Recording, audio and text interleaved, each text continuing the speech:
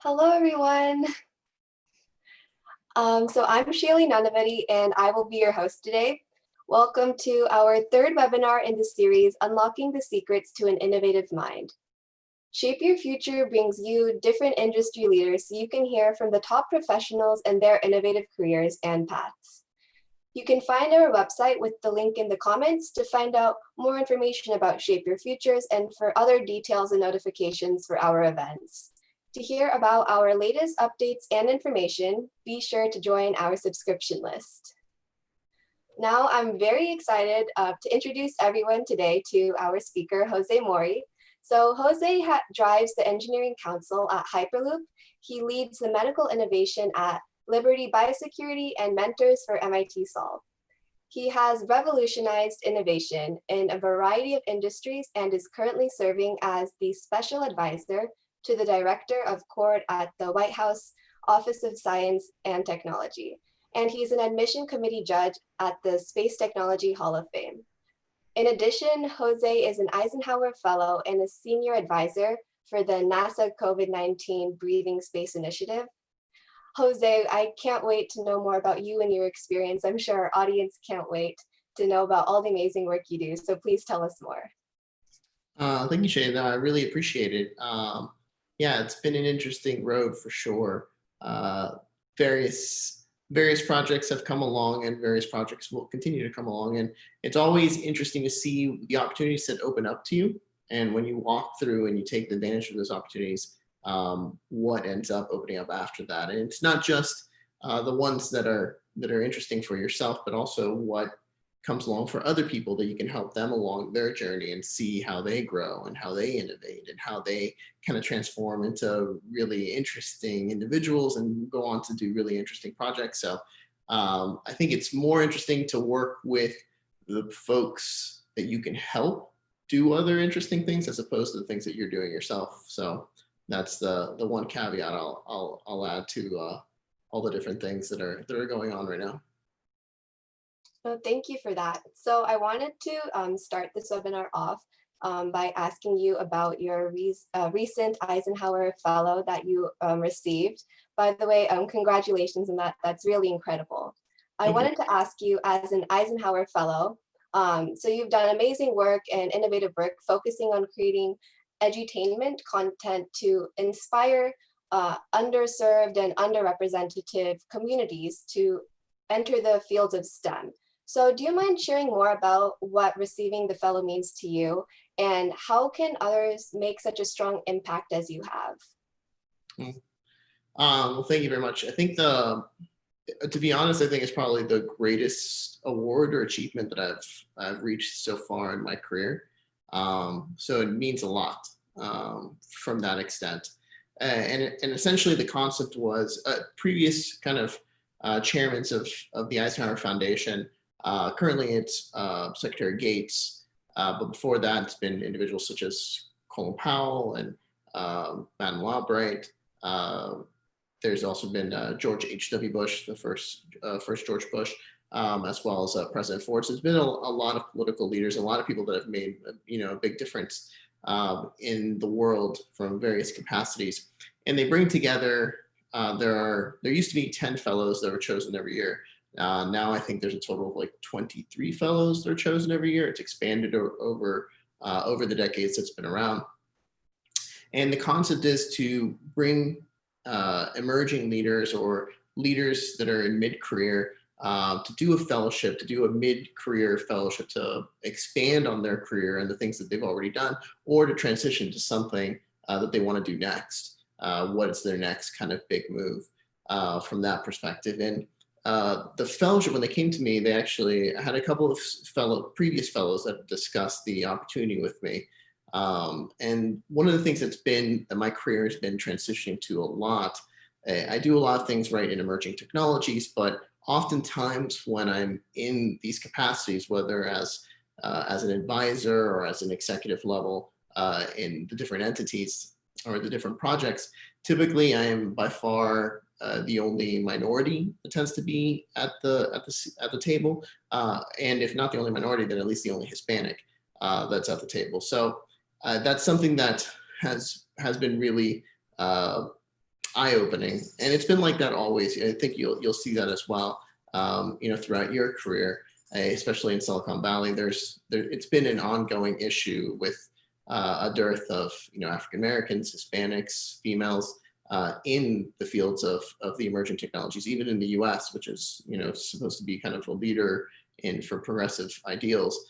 And it's something that needs to change. So one of the things I started doing or realizing is the role that media plays in really our perceptions of who is typically in these roles.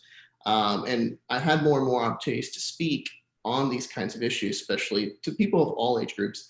And one thing that I tend to ask all of these individuals, people tend to have athletes, and they tend to have musicians or other artists that are influential in their lives, that they follow them on Instagram, or they're very interested in their lives. So it's something that I used to ask people, who's your favorite musician, or who's your favorite athlete, and who do you follow on Instagram? Everyone has someone that they follow. But when I ask them, who's your favorite scientist, there is no one that they tend to follow, or very few. So there's an overall issue that science and scientists don't have the same level of gravitas in popular culture, and especially in marginalized communities. And if you can't see it, then you can't be it. So the concept of using entertainment and using media to really inspire the next generation is where this fellowship came about. And because there's so many disparities and so many inequalities that that are still rampant in society. We see it where there's a lot of discussion around this right now, but this has been going on for a long time. And a lot of these, it's multifactorial. It's not just one thing that's going to be an easy answer, but one of the things that is tied into all of it is socioeconomic status. Marginalized communities tend to be lower socioeconomic status. And the future jobs and the future growth all revolve around STEM and STEAM. So if we're going to be able to hopefully fix some of the comorbidities that come along, we need to elevate societies to go into these fields. We need to have young women going into the field of STEM. You need to have young Hispanics, people from Puerto Rico, immigrants from Mexico, people from urban centers, from low socioeconomic entities go into the field of STEM. So we need to kind of reach them where they are and reach them in a way that makes sense to them and can communicate with them. So making really interesting media that talks about science, but that reaches the developing communities in these marginalized sections. That's what the fellowship is about, and that's really what I'm fired up about, because it's kind of an all hands on deck thing. We all need to be helping out. If you're not part of the solution, then they say you're part of the problem. Realistically, we all need to be doing our part, even if it's just in our own little circle. If we can influence 2 people, influence those 2 people. That's your circle. Do it. Go for it. And that has cascading ripple effects. So when you can create something that is even bigger than yourself, then that touches an inordinate or an unknown really number of individual lives that will go on beyond you. And to your last question of how can other people do something similar, it's really that last point that I made is focus on doing things that are bigger than yourself. Focus on doing things that are going to make a lasting impact on your communities and on the world. And if you do that, you will find that you will be satisfied in life. You will find satiation. You will find meaning in what you're doing because you're giving of yourself. And at the end of the day, it's really more about what you give back than what you take with you. And you'll find so much more rewarding to work on those kinds of things. So that's what I would, if there's one thing for your audience to take away, that's the one thing I would say: work on things bigger than yourself that will make an impact on other humans around you. That's incredible advice. Like doing something bigger than yourself, making it big impact. And it's incredible how you're able to provide that kind of role model in the science community, in the technology community, for different minority groups, for people who don't generally have an idea of what it would look like for them to go into STEAM and everything. That's incredible what you're doing. Thanks. Well, I'm not doing it alone. And that's one of the things, like, even though we have a small number comparatively, of marginalized communities that are in the fields, they're still out there. They're still doing things. There are amazing women doing amazing things in science, and there's amazing Hispanics and amazing African Americans, but the other issue is that they don't have front and center, and they're not, as popular. I mean, things are changing, but we need more of it, right? We need to have the same cacophony of voices when it comes to science as you do to other kind of popular culture aspects. So that's what I'm trying to change. And there's several projects that I'm working underneath the fellowship. And one of them is I'm working on a book where I'm talking to a diverse group of individuals that are doing amazing things in STEM and STEAM. And I'm highlighting what they're doing and creating, media, published media to be able to highlight what they're doing, and really talking about who inspired them, like who drove them to be the people that they are, to do the amazing things that they're doing, to highlight them so that other people can read about them and hopefully be inspired and say, oh, well, they came from where I came from. Oh, they suffered through Jim Crow, or they suffered through this or that. And look where they got to. I can be that person too. That's something to inspire me. So, and then we're working on digital comics, and we're working on animated series, and we're working with the Clinton Foundation most recently on some text messaging applications that they have, developing some projects through that, and for Univision, and for several other kind of mediums as well, to really reach them wherever. And the other thing is that we tend to forget that this is a lifelong issue, right? Yes, we want to reach the future generation, so we are focusing on younger kids, but there are people that are 30, 40, 50, 60, 70, mid-career, late career, that have dealt with these inequalities and with these kind of setbacks for their entire lives.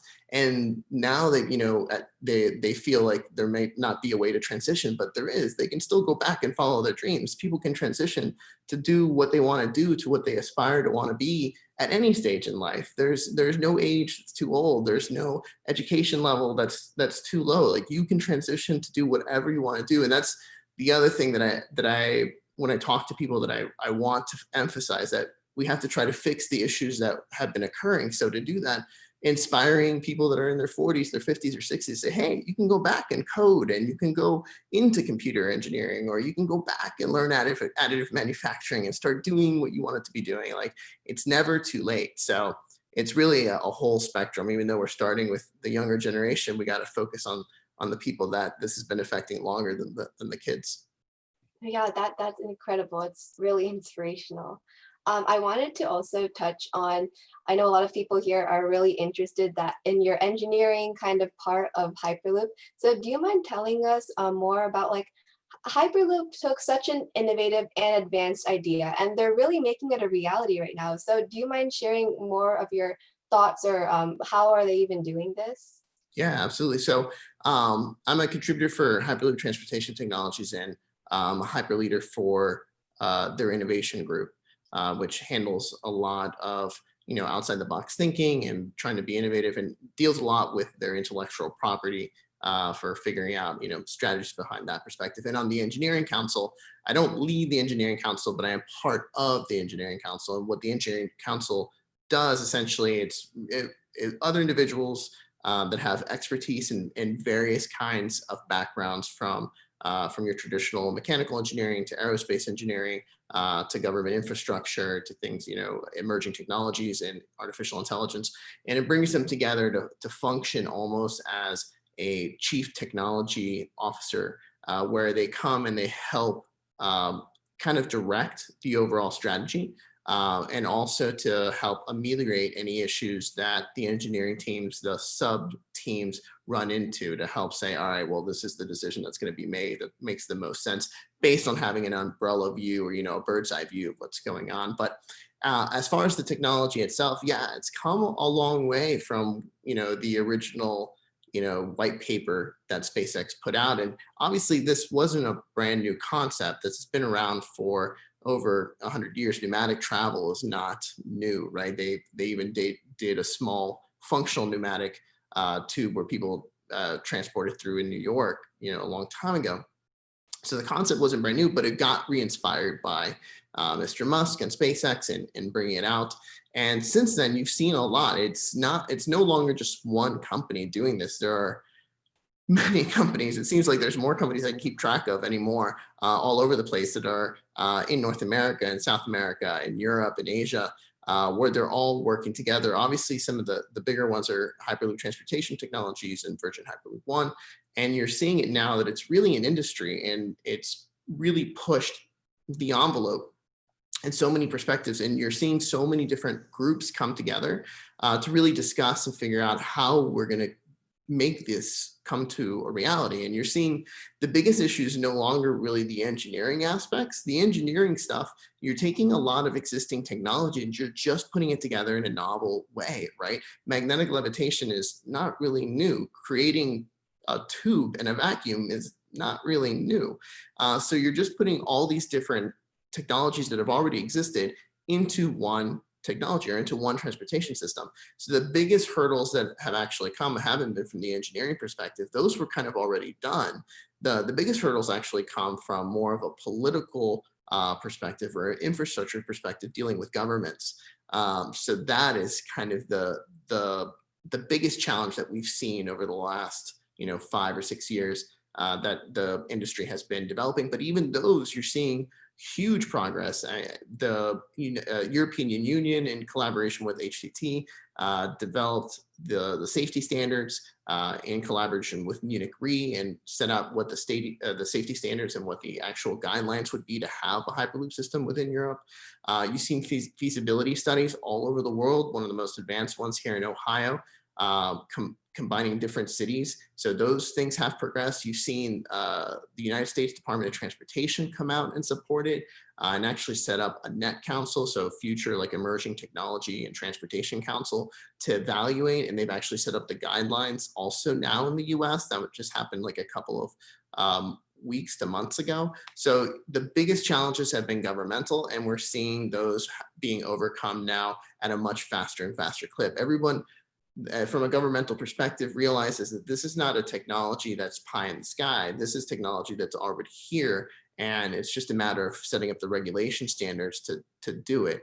And I think we'll see a lot more movement over the course of the next 4 years, especially in the US, regardless of really who controls the government in the next 4 years. I think infrastructure is something that both parties can agree on. So hopefully we'll see, at least from a verbal perspective, a lot of people are talking about it. So I think we'll see a lot of really interesting things come out of it. At the very least, maybe feasibility studies, or more feasibility studies and environmental studies around how to incorporate these types of newer forms of transportation. It's not just Hyperloop. You talk about autonomous vehicles and even flying cars, people are experimenting with as well. So there's a lot of really cool stuff that's going down. I mean, technology it's like magic, right? So it's a really cool time to be in the fields of STEM and STEAM right now.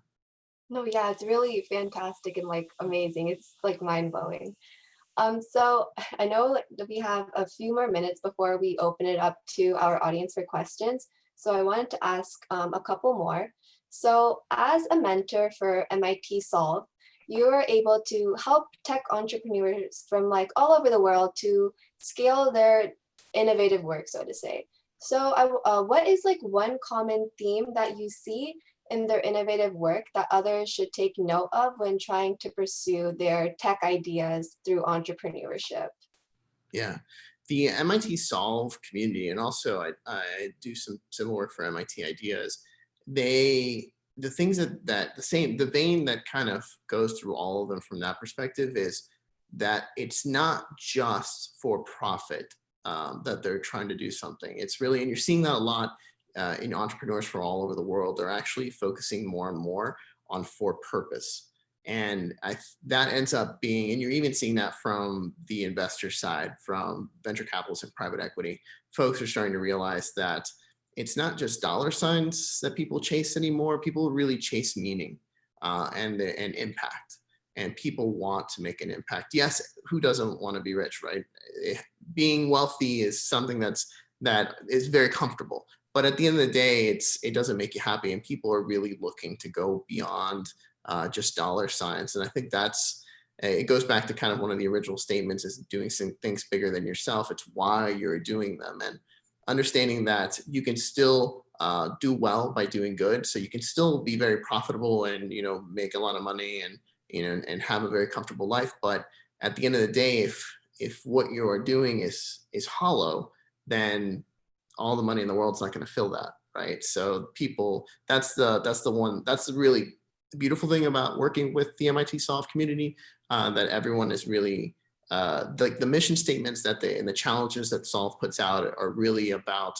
It's not about dollar signs. It's not about, all right, where's the best market, right? What's the big, what's due for disruption, or what's making, it $800 billion a year that we can go in with a widget and double that.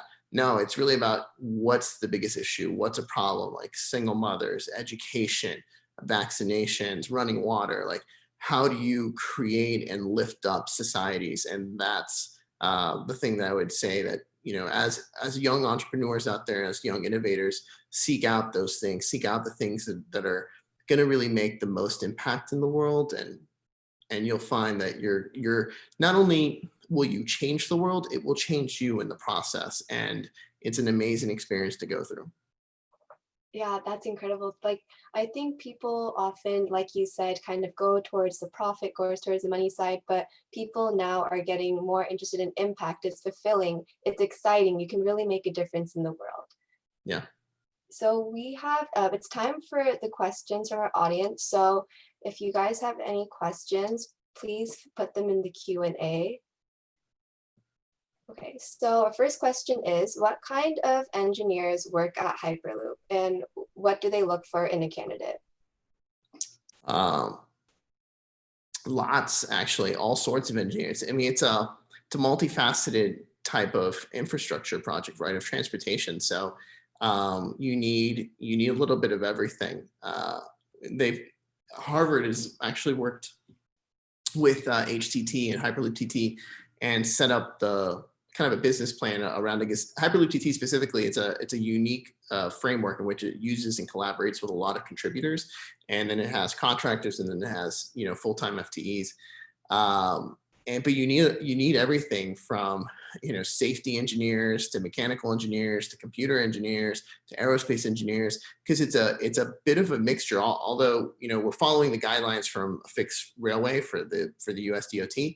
And that's always, from discussions, that's what we envisioned it was going to be. But you have to, there's things that come from the rail system. There's things that come from the airline industry, and there's even things that come from space industry. And you have to tie all that in together with, the state-of-the-art security systems, state-of-the-art automation systems.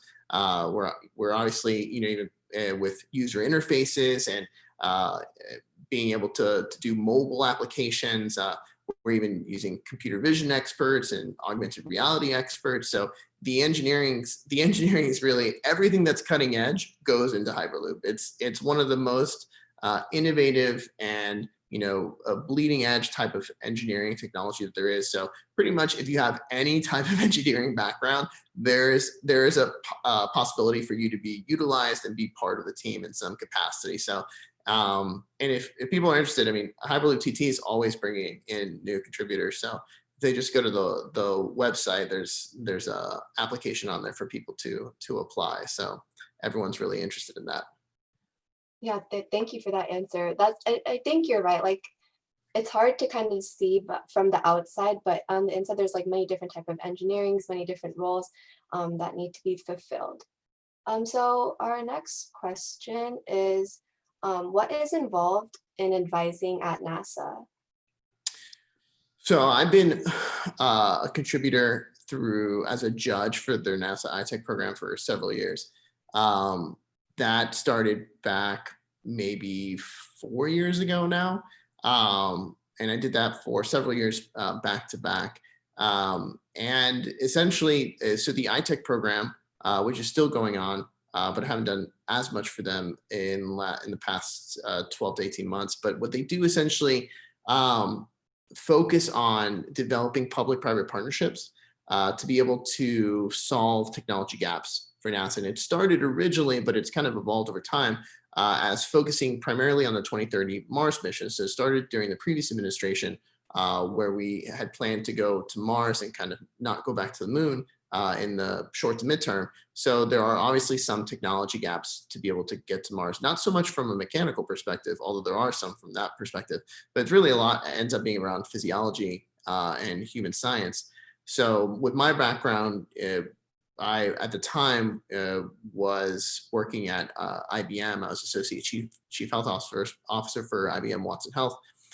So my expertise comes from, I'm an MD, so I have physician background and also artificial intelligence background. So that was kind of an area of expertise that was needed to be able to judge some of the companies that were coming through. And I've been working a lot in startups, so they obviously I had the skill set. And it started, actually, it's a program that's out of here in the eastern coast of Virginia, based out of the Hampton Roads area, where the National Institutes of Aerospace is. So it's a collaboration between the NIA and NASA, both Langley and headquarters. So I happened to be a local guy, and I had all the expertise that they really required. So that's how I started working. Essentially, what I would do is same thing that you would do and that I've done before for private equity and other venture capitalists. So you evaluate the proposals from a company perspective. You're evaluating pitch decks over and over again, essentially. And you're looking at them both from a technical perspective to see if they solve the solution, what technology readiness level they're at, and whether it makes business sense. Because the concept was to not only have a technology that meets a need for NASA, but something that could also be commercialized for terrestrial use within 2 years, which is similar to what I do at the Space Technology Hall of Fame as a judge, right? Evaluating what's the benefit of this technology for space, but what's the technology also for terrestrial use.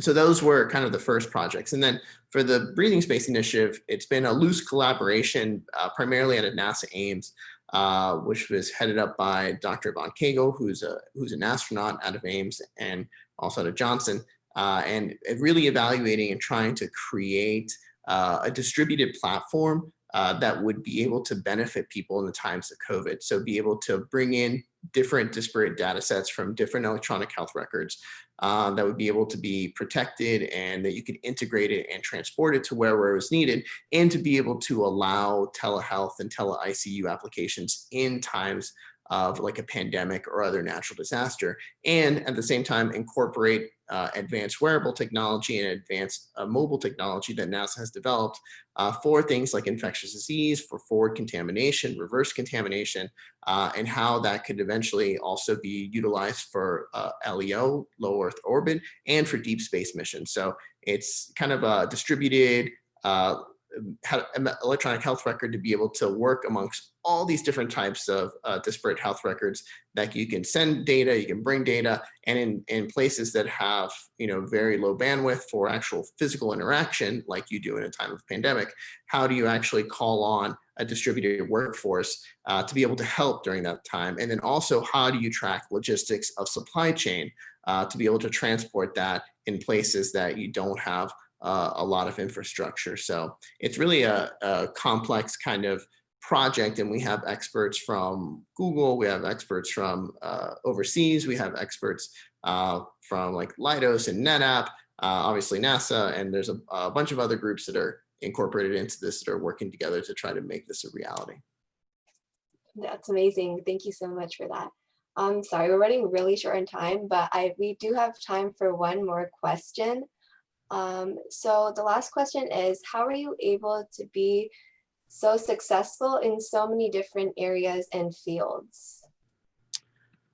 So I appreciate the compliment, but realistically, it's a lot about failure more than about success.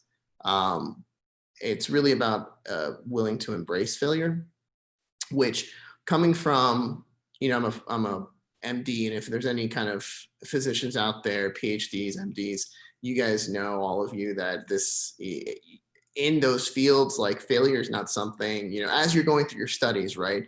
You're usually working with people that are really stressful and really meticulous about their grades and not failing and always trying to get the best grades for everything. So it was really 180 degrees away from what my natural or what my cultivated kind of nature had developed. So I had to go through a learning period of being willing to fail, and being willing to fail a lot. That's really the only way you're going to be able to be successful in any capacity. You have to be willing to challenge yourself, and you have to be willing to fail time and time and time again. And what people don't see, yes, they see the successes, and really people enjoy success. They really do. People like to see people that achieve. Like we like to see the person who wins the race, or the team that's, wins the Super Bowl. There's something about that it's heartwarming, and it's affirming that if you work hard, you will be successful. But realistically, success is very small, and failure tends to happen a lot more. So one of the things I've tried to do is I've learned to accept failure, and I've learned to seek it out. So I am constantly always looking to challenge myself, constantly always looking to stretch myself. So that's one of the most important things. Is if you're in a room and you are essentially the person, if you are the smartest person in the room, you're probably in the wrong room. It's great that that happens occasionally, but realistically, you want to be in a place that other people are stretching you, or that you have a certain skill set that will add value to this team, but you don't have all the answers, and that team is going to grow. And then once you reach and you are the smartest person in that room, then you got to go look for the next room. You got to constantly be looking to stretch yourself and not be afraid to fail. And also, it's about a team. Understanding that you have to, and I use Leonardo da Vinci a lot as an avatar. I read about him profusely, always have. And one of the things that Leonardo would always do was he would constantly seek out people that were smarter than himself, and seek out people that were considered experts in their field, to learn from them, whether it was the best poet or the best mathematician or the best architect or the best engineer. He'd always be seeking out to try to find those people that were better than himself, and then to learn from them. But one thing that I've added to it is that I seek them out, and I seek to work with them, and I seek to build out a team, and to build up a team around me, of people that can help you do more than yourself. And as you grow your village, then you can do more than just one person could ever imagine to do. There's an old saying, and I use it a lot, and I've heard that it's from Asia. I've heard it's from Africa. I'm really not sure where it's from anymore, but it says, if you want to go fast, go alone. But if you want to go far, go together. So it's the concept that, yeah, you can do a lot really quick by yourself, but realistically, if you really want to do something much bigger than yourself, you have to build a village around you. And so that's really another secret, I guess, to the things I've been able to achieve, is that I stand on the shoulders of many, many, many, many other people that are alive today, that help me in what I do, and that have come before me and have laid the foundation and the steps and the cement and their blood and their tears. And that's the thing, you're never really alone in this world. And you have to be constantly thinking about not just the people that you're trying to do things for, but the people that you owe a debt to, and how do you represent them. So those are the two things I would say. Thank you so much. That was fantastic advice. Unfortunately, we are out of time, but I really enjoyed interviewing today and getting to know more about you. I'm sure our audience enjoyed it as well. So thank you so much for your time, Jose. Thank you very much. I appreciate it. You take care. You too. And audience, thank you so much for attending and watching today. Next week, we're going to be interviewing Karen Songwalker, so don't forget to register for that. I think you can do so with the link in the chat. And we will see you all next week. Thank you once again, Jose.